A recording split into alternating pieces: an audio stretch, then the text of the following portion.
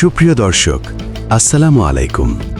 অনুসন্ধানী টাইম চ্যানেলে যুক্ত হওয়ার জন্য আপনাকে অসংখ্য ধন্যবাদ। জানিয়ে দিচ্ছি আমাদের হাতে থাকা সর্বশেষ আপডেট। আর বরাবরের মতোই সর্বশেষ আপডেট জানাতে আপনাদের পাশে আমি সাইমন সুজন। ক্ষমতায় বসেই ওপেনে হুঙ্কার প্রেসিডেন্ট তারেকের, বদল সেভেন সিস্টার্সের হিসাব নিকাশ, সামরিক হেলিকপ্টার সহ ঘাঁটি দখল। ভারতের পূর্বাঞ্চলের 7 রাজ্য স্বাধীনতার পক্ষে, যা বাংলাদেশের জন্য বড় ধরনের সুখবর। বাংলাদেশের সীমান্তবর্তী ভারতের 7 রাজ্য স্বাধীন হলে বাংলাদেশ কতটা লাভবান হবে তাই তুলে ধরব আজকের প্রতিবেদনে। ভারতের ভৌগোলিক অবস্থান অনুযায়ী পূর্বাঞ্চল 7 সিস্টার বহুল অংশে বিচ্ছিন্ন। কয়েক হাজার কিলোমিটার দূরত্ব অতিক্রম করে দিল্লি তার অবৈধ শাসন পরিচালনা করে, যা মেঘালয়, আসাম, মণিপুর, মিজোরাম, ত্রিপুরা, নাগাল্যান্ড এবং অরুণাচল প্রদেশ মানতে আগ্রহী নয়। ভারত স্বাধীনতা লাভ করে 1947 সালে। পরবর্তীতে 7 সিস্টার স্বাধীন ছিল, অথচ অবৈধভাবে এই অঞ্চলগুলো দখল করে নিয়েছে ভারতীয় সামরিক বাহিনী, যে কারণে এই অঞ্চলের প্রতিটি রাজ্য স্বাধীনতা চায়। বিশেষ করে মণিপুর, নাগাল্যান্ড এবং ত্রিপুরা স্বাধীনতার পথে অগ্রসর। তার মাঝে ত্রিপুরা বাংলাদেশের সবচেয়ে নিকটবর্তী। এই রাজ্যের 3 দিকে বাংলাদেশের অবস্থান, ফলে বাংলাদেশের সহযোগিতা ছাড়া তাদের পক্ষে এগিয়ে যাওয়া সম্ভব নয়। তাছাড়া ত্রিপুরা জনগোষ্ঠী স্বাধীনতার পক্ষে হলেও বাংলাদেশের সঙ্গে যুক্ত হতেও আগ্রহী। বাংলাদেশের অর্থনীতিতে ত্রিপুরা রাজ্য গুরুত্বপূর্ণ ভূমিকা রাখতে সক্ষম, কেননা ত্রিপুরা স্বাধীন হলে বাংলাদেশ হবে একমাত্র বাণিজ্য করার পথ। ফলে ওই রাজ্যের 42 লক্ষ জনগোষ্ঠীর বাণিজ্যিক অংশীদার হবে বাংলাদেশ। তাছাড়া ভারতের সাথে বাংলাদেশের সীমান্ত কমে আসবে, যা সীমান্তের নিরাপত্তা শক্তিশালী করবে। অন্যদিকে মণিপুর রাজ্য এই মুহূর্তে স্বাধীনতার পথে সবচেয়ে এগিয়ে। এই অঞ্চলে বেশিরভাগ সময় কারফিউ দিয়ে পরিচালনা করতে হয়, কারণ মিয়ানমার সীমান্তবর্তী এই রাজ্যের একটি অংশ বিদ্রোহী গোষ্ঠীর দখলে। তাছাড়া মিয়ানমারের বিদ্রোহী গোষ্ঠী বিপুল পরিমাণে অস্ত্র দিয়ে সহযোগিতা করে। এই অঞ্চলে ভারতীয় কেন্দ্রীয় নিয়ন্ত্রণ নেই বললেই চলে। সুতরাং আজ অথবা আগামীকাল মণিপুর স্বাধীন হবেই। এই রাজ্যের আয়তন প্রায় 23,000 বর্গ কিলোমিটার, বিপরীতে জনসংখ্যা প্রায় 30 লক্ষ। বাণিজ্য করার ক্ষেত্রে মণিপুর বহুল অংশে বাংলাদেশের উপর নির্ভরশীল। এই অঞ্চল স্বাধীন হলে বাংলাদেশ খুব সহজে প্রাকৃতিক সম্পদ পেতে পারে। তাছাড়া বাংলাদেশের সাথে সরাসরি বাণিজ্য বৃদ্ধি করবে। এছাড়াও পার্বত্য চট্টগ্রামের নিরাপত্তা নিশ্চিত হবে। মিয়ানমার সীমান্তবর্তী আরেক রাজ্য নাগাল্যান্ড। এই অঞ্চলের অবস্থা মণিপুরের মতো। বাংলাদেশের রাজনৈতিক ব্যর্থতার কারণে 7 সিস্টার এখনও ভারতের অংশ, কেননা শক্তিশালী এবং বৈরী প্রতিবেশীকে দুর্বল করা জাতীয় নিরাপত্তার অংশ। ভারত তার জাতীয় নিরাপত্তার বিষয়ে 1971 সালে সফল হয়েছিল, কারণ পাকিস্তান বিভক্তির ফলে ভারতের নিরাপত্তা শক্তিশালী হয়েছে, বিপরীতে দুর্বল হয়েছে পাকিস্তান। বর্তমানে ভারত বাংলাদেশের জাতীয় নিরাপত্তার স্বার্থে সবচেয়ে বড় চ্যালেঞ্জ, কারণ বাংলাদেশের 3 দিকে ভারতের সীমান্ত, অথচ পূর্বাঞ্চলের 7 রাজ্য স্বাধীন হলে বাংলাদেশের সাথে একমাত্র এক দিক দিয়ে সীমান্ত থাকবে। ফলে বাংলাদেশ বিরোধী অবস্থান নেওয়ার পরিবর্তে বাংলাদেশের পাশে থাকতে বাধ্য হবে ভারত সরকার, কেননা তখন সহজে চীনের সাথে সরাসরি স্থলপথে বাণিজ্য করা সম্ভব হবে। চীনের প্রধান বাণিজ্যিক রুট হবে বাংলাদেশ, কারণ ভারত মহাসাগর হয়ে চট্টগ্রাম বন্দর দিয়ে চীনের পূর্বাঞ্চলে বাণিজ্যিক অঞ্চলে পৌঁছাবে। বাংলাদেশেরও জাতীয় নিরাপত্তা নিশ্চিত করতে 7 সিস্টারকে মদত দেওয়া প্রয়োজন ছিল ভারতের। সেবাদ শেখ হাসিনা সরকার জাতীয় নিরাপত্তার স্বার্থে সকল দায়িত্ব পালনে ব্যর্থ ছিল। তবে বাংলাদেশের কিছু সময় জাতীয় নিরাপত্তা ইস্যুতে সরকার সঠিক পদক্ষেপ নিয়েছিল, যদিও পরবর্তীতে ভারত সরকার ক্ষুব্ধ হয়, যার কারণে বিগত প্রায় 18 বছর ক্ষমতা থেকে দূরে রয়েছে দলটি, যার একমাত্র কারণ ছিল পূর্বাঞ্চলের 7 রাজ্যকে মদত দেওয়া। বাংলাদেশ যদি এই কাজ চালিয়ে যেত, বর্তমানে 7 সিস্টারের একটি অংশ স্বাধীন হতো, যা পরোক্ষভাবে বাংলাদেশকে শক্তিশালী করত, অর্থনৈতিক এবং সামরিকভাবেও। যদিও এখন চীন চেষ্টা করছে অরুণাচল প্রদেশ দখল করতে।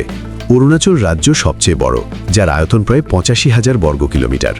সর্বশেষ তথ্য অনুযায়ী সম্প্রতি চীনের সেনাবাহিনী সীমান্তে 10 কিলোমিটার দখল করেছে ভারতের।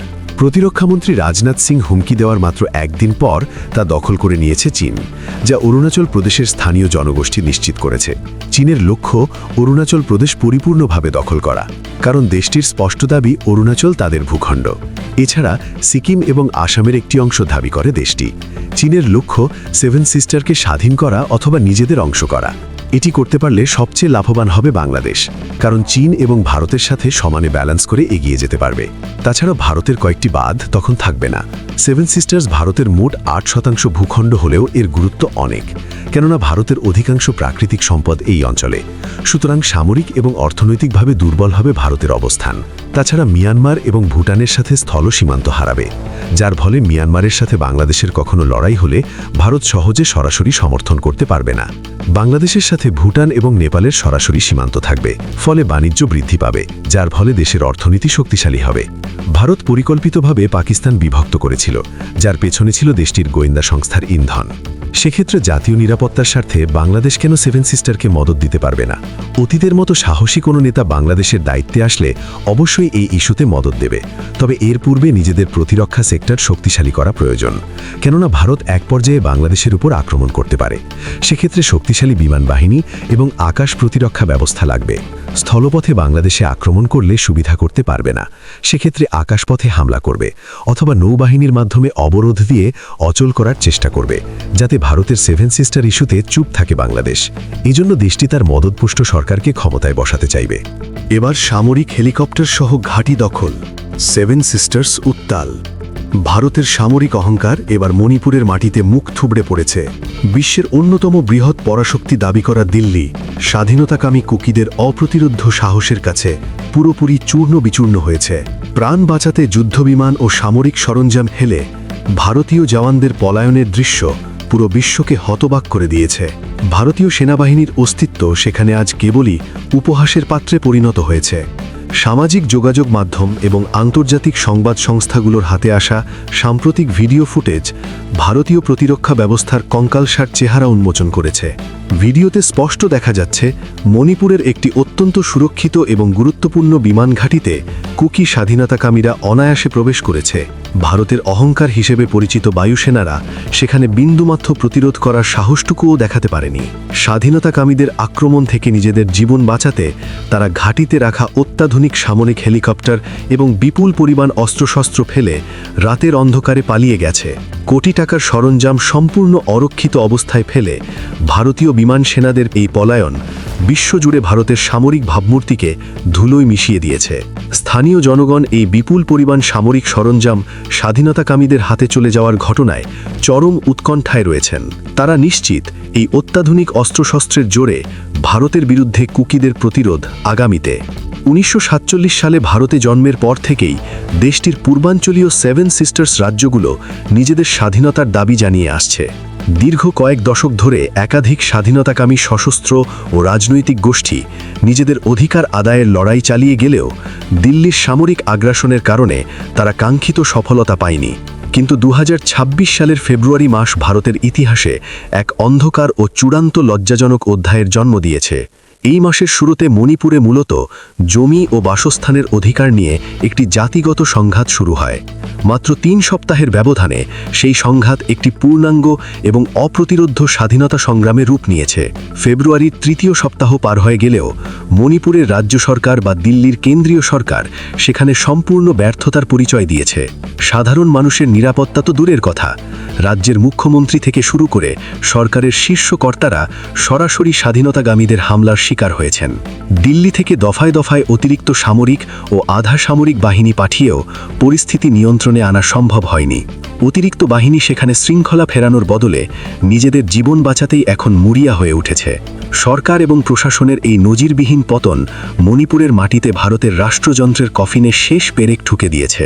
ভারতীয় বাহিনীর এই সীমাহীন অসহায়ত্বের আরেকটি বড় এবং জলজ্জন্ত প্রমাণ পাওয়া যায় মণিপুরের লিটান এলাকায়। স্থানীয় সংবাদ মাধ্যমের গ্রাউন্ড রিপোর্ট নিশ্চিত করেছে, লিটানের রাস্তায় সারি সারি সামরিক জানিয়ে ভারতীয় নিরাপত্তা বাহিনীর জওয়ানরা রীতিমতো অবরুদ্ধ অবস্থায় দাঁড়িয়ে আছে।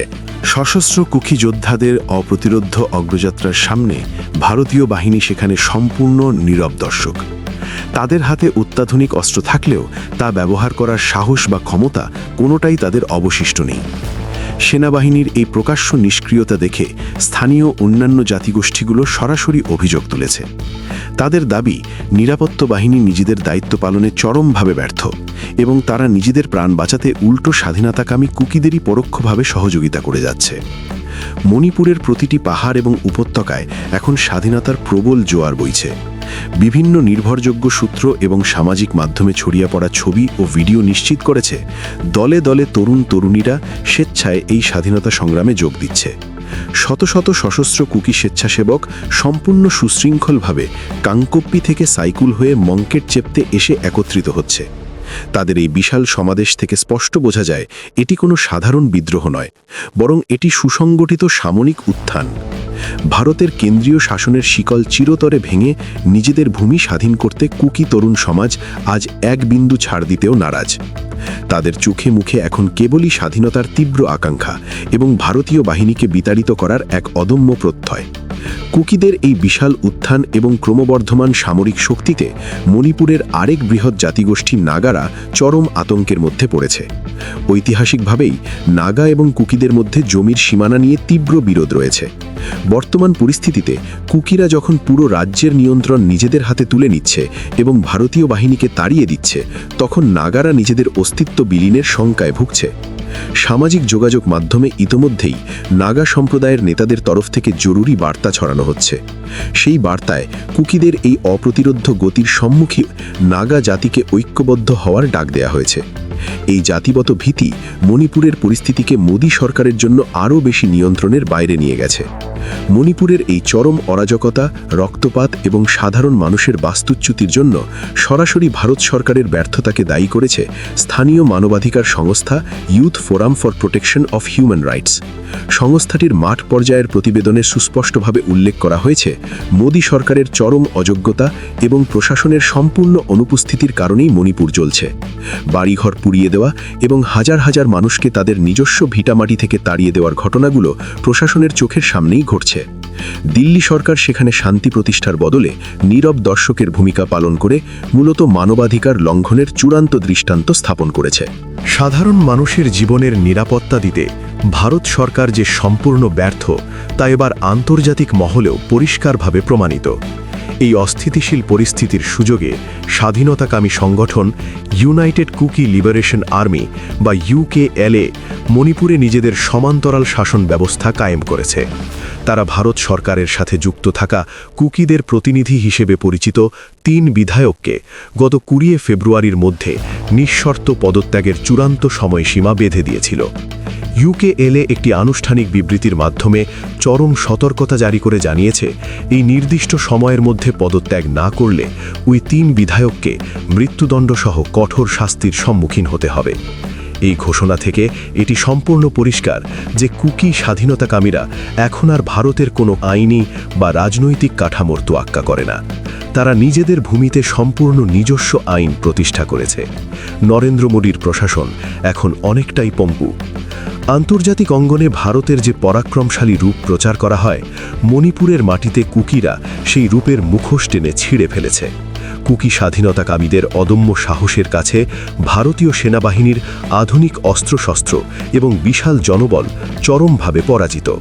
ফেলে যাওয়া সেই সামরিক হেলিকপ্টার এবং প্রাণভয়ে পলায়নপর ভারতীয় জওয়ানদের দৃশ্য ইতিহাসের পাতায় ভারতের এক লজ্জাজনক অধ্যায় হিসেবেই চিরকাল লেখা থাকবে। কুকিরা আজ গোটা বিশ্বকে প্রমাণ করে দিয়েছে, নিজেদের অধিকার এবং মাতৃভূমি রক্ষার জন্য তারা দিল্লির সামরিক আগ্রাসনকে যে কোনো মুহূর্তে গুড়িয়ে দিতে সম্পূর্ণ প্রস্তুত। মোদী সরকারের শত চেষ্টা সত্ত্বেও মণিপুরের এই স্বাধীনতাকামী আগুন আর কোনোভাবেই নেভানো সম্ভব নয়।